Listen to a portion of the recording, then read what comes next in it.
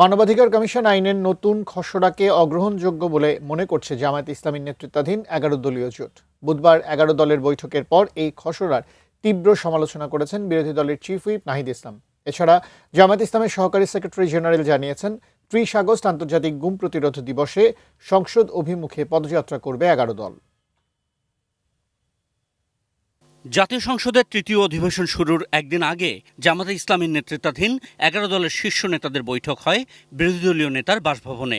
বুধবার বিকালে ২৯ মিন্টু রোডে এই বৈঠকের এজেন্ডায় ছিল সংসদ অধিবেশনের প্রস্তুতি, ১১ দলের আসন্ন লং মার্চ কর্মসূচি এবং গুম প্রতিরোধ দিবস পালন। আপনারা অলরেডি দেখেছেন যে একজন গুমের ঘটনা কিন্তু সামনে এসেছে, মিরাজ শেখ নামে। প্রচুর খুনের ঘটনাও এসেছে, অপহরণের ঘটনা এসেছে। ফলে গুমের সংস্কৃতি বাংলাদেশ থেকে বন্ধ হয়ে গেছে, এটা আমরা একেবারেই বলতে পারি না।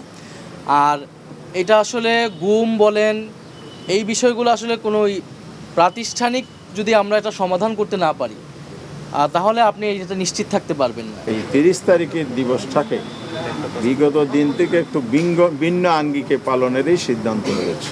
এই গুম পরিবারগুলোর পক্ষ থেকে আমাদের ১১ দলের সমর্থনে আমরা বিকাল ৩টায় আমাদের পরিবারদের একটা সংসদ অভিমুখী পদযাত্রা করা হবে, এই সিদ্ধান্ত শাহবাগ থেকে।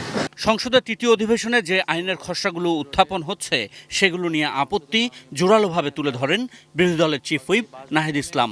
যে আইনটি করা হচ্ছে বা খসড়া আনা হচ্ছে, এটা খুবই পরিকল্পিতভাবে দেশে আগের থেকেও, তার মানে বোঝা যাচ্ছে যে মানবাধিকার হরণ হতে পারে, হবে, এবং সরকার কোনো রাষ্ট্রীয় বাহিনীকে দিয়ে এটা করাবে এবং কোনো ধরনের জবাবদিহিতা যাতে নিশ্চিত করা না হয়, এই কারণে তারা এরকম একটা আইন আসলে করতে যাচ্ছে।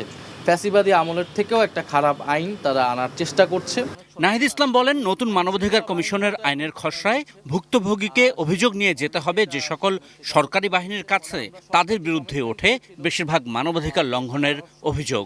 পুলিশের কাছে সেটার ব্যাখ্যা আসলে চাইতে পারবে তারা, এবং পুলিশ বা আইনশৃঙ্খলা বাহিনী সেটা নিজেই তদন্ত করবে। অর্থাৎ যাদের বিরুদ্ধে গুম বা মানবাধিকার হরণের মতো ঘটনার অভিযোগ আসছে, যে আইনশৃঙ্খলা বাহিনী বা রাষ্ট্রীয় বাহিনী, তারাই যদি গুমের এই ঘটনার তদন্ত করে, সেটা স্বচ্ছতা নিয়ে, গ্রহণযোগ্যতা নিয়ে কিন্তু প্রশ্ন তৈরি হয়।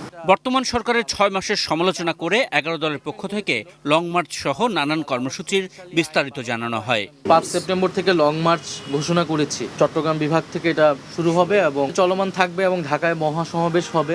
আশিকুর রহমান অপু, এটি নিউজ, ঢাকা।